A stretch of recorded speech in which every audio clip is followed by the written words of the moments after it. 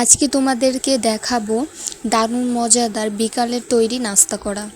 তো কিভাবে সহজ রেসিপিতে আজকে তোমাদের সাথে এই রেসিপি শেয়ার করছি সেটাই দেখাবো। আসসালামু আলাইকুম, ওয়েলকাম টু জান্নাত ফুড গ্যালারি। অনেক সহজ রেসিপিতেই তোমরা এই এগ স্যান্ডউইচটি তৈরি করে নিতে পারো খুবই অল্প কিছু উপকরণ দিয়ে।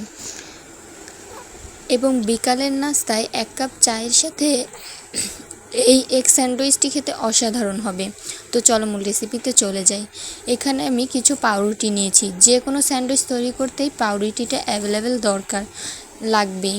তো পাউরুটিগুলো নিয়ে এখন আমি পাউরুটির মধ্যখান থেকে 3 কোনা করে কেটে নিচ্ছি। তোমাদের যদি ইচ্ছা না হয় তোমরা কাটা ছাড়াও এরকম স্যান্ডউইচ তৈরি করতে পারো এবং তোমাদের ইচ্ছা মতো করেও কেটে নিতে পারো, কোনো সমস্যা নাই। আমি সবগুলো পাউরুটি এভাবে করেই একই সাইজের করে সবগুলো কেটে নিয়েছি। এখন এটাকে 10 মিনিট রেখে একটা পাত্রে আমি ডিম ভেঙে নিচ্ছি। এখানে আমি একটা ডিম দিচ্ছি, তোমরা চাইলে 2টাও দিতে পারো। একটা ডিম ভাঙার পরে আমি এখানে দিয়ে দিচ্ছি 2 টেবিল চামচ চিনি।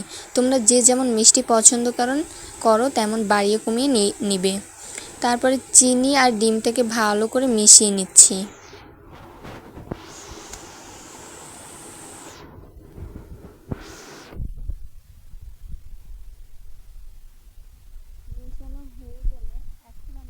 এর উপরে চামচের সাহায্যে ডিমগুলো দিয়ে দিব। তো পাউরুটির উপর এখন ডিম আর চিনির মিশ্রণটি আমি ভালো করে লাগিয়ে দিচ্ছি এপিট ওপিট করে ভালো করে ডিমের মিশ্রণ আমি একটা পাউরুটির উপর সবগুলো লাগিয়ে দিব।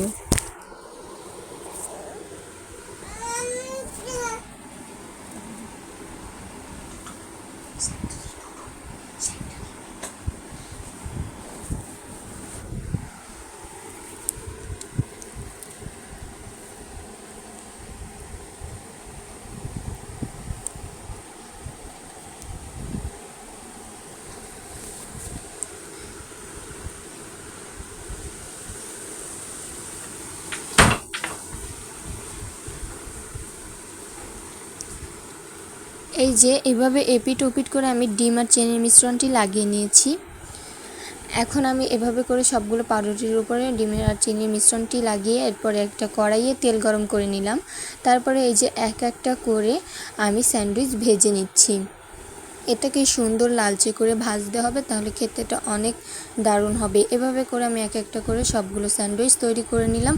তো বন্ধুরা, আজকের এই স্যান্ডউইচ রেসিপি কেমন হলো সবাই কিন্তু অবশ্যই কমেন্টে বলে যাবে।